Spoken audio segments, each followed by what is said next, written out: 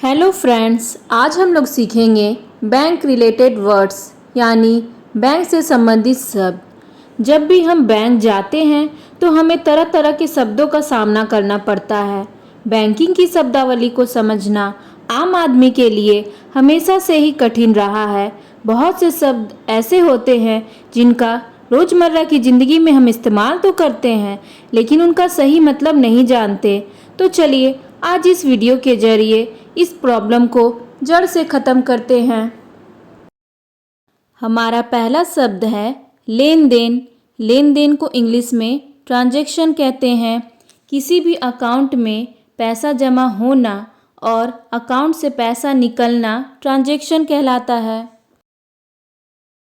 खाता को इंग्लिश में अकाउंट कहते हैं। चालू खाता को इंग्लिश में करेंट अकाउंट कहते हैं। इसे बिजनेस पर्पस के लिए उपयोग किया जाता है और इसमें ट्रांजैक्शन की कोई लिमिट नहीं रहती है। बचत खाता को इंग्लिश में सेविंग अकाउंट कहते हैं। इसे कोई भी व्यक्ति खुलवा सकता है, चाहे वह हाउसवाइफ हो या एक स्टूडेंट हो, चाहे आम आदमी हो, और इसमें व्यक्ति अपने बचाए हुए पैसे को समय समय पर जमा करता है। खाता संख्या को इंग्लिश में अकाउंट नंबर कहते हैं। खाता संख्या आपके बैंक खाते की पहचान होती है। खाता संख्या सामान्यतः पासबुक और चेकबुक पर लिखी होती है। खाता धारक को इंग्लिश में अकाउंट होल्डर कहते हैं।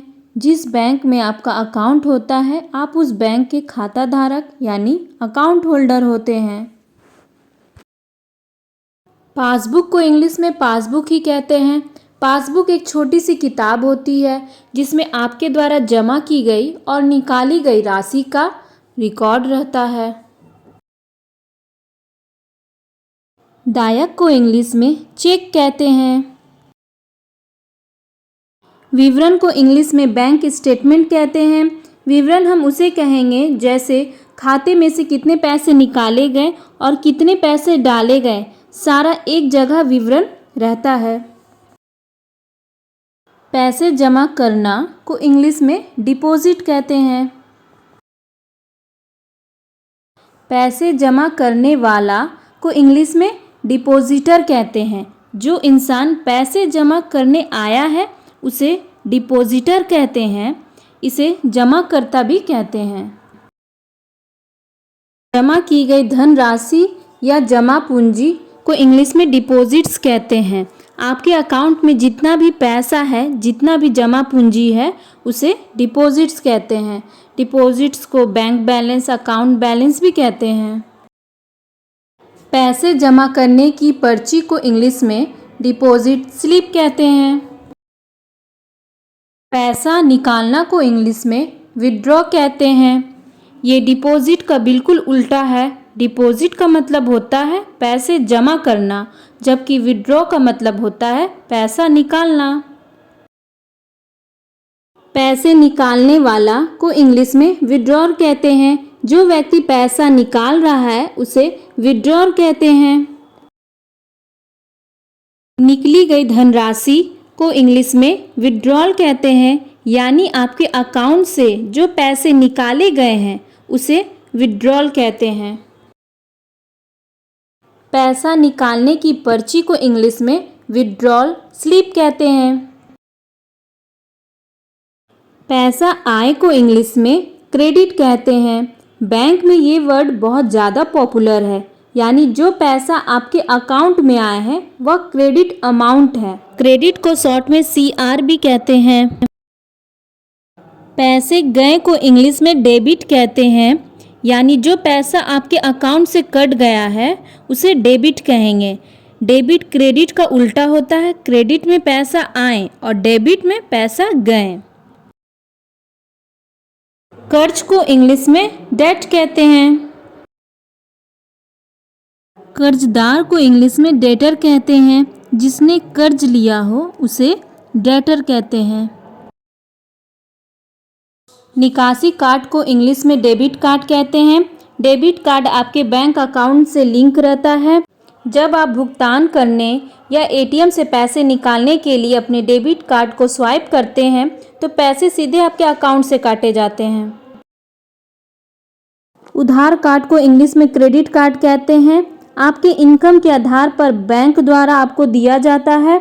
क्रेडिट कार्ड आपको एक क्रेडिट लिमिट प्रदान करता है जहां से आवश्यकता अनुसार भुगतान करने के लिए आप पैसे उधार ले सकते हैं।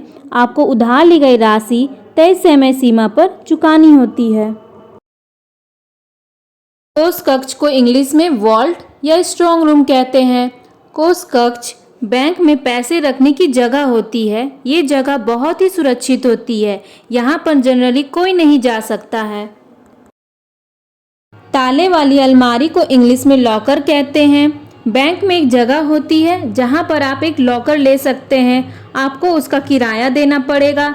लोग अपनी कीमती सामान जैसे गहने और जमीन के कागजात वहाँ रख सकते हैं। निष्क्रिय को इंग्लिश में डोरमेंट कहते हैं। इसका मतलब यह हुआ कि आपके अकाउंट से बहुत समय से लेन देन बंद हो, यानी बहुत समय से ना ही आपके अकाउंट से पैसे निकाले गए हों ना ही अकाउंट में पैसे डाले गए हों। ऐसी स्थिति में अकाउंट निष्क्रिय हो जाता है। सक्रिय को इंग्लिश में एक्टिव कहते हैं। इसका मतलब यह है कि आप अपने अकाउंट से लेन देन कंटिन्यू रखे हैं। शाखा प्रबंधक को इंग्लिश में ब्रांच मैनेजर कहते हैं। पूरी शाखा का दायित्व इनके ऊपर ही रहता है।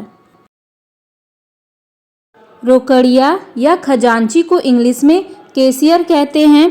कैश से संबंधित सारे लेन देन का दायित्व इनके ऊपर ही रहता है। लाभार्थी को इंग्लिश में बेनिफिशियरी कहते हैं। इसे एक सिंपल उदाहरण से समझते हैं। जैसे सरकार किसानों के अकाउंट में पैसा भेजती है और किसान उस राशि को प्राप्त करते हैं, तो यहाँ किसान लाभार्थी हुए। प्राप्तकर्ता को इंग्लिश में पेई कहते हैं, यानी जिसके पास पैसा जाए उसे पेई कहते हैं। बैंक ने आपको पैसे दिए, आपके पास पैसे आए, यानी आप पेई हैं। सावधि जमा या मियादी जमा को इंग्लिश में फिक्स्ड डिपॉजिट कहते हैं। इसका मतलब यह है आप अपने पैसे को निश्चित समय के लिए एक निश्चित ब्याज दर पर बैंक में जमा कर रखा है। वीडियो अच्छी लगी हो तो प्लीज़ लाइक सब्सक्राइब ज़रूर करें। Thanks for watching.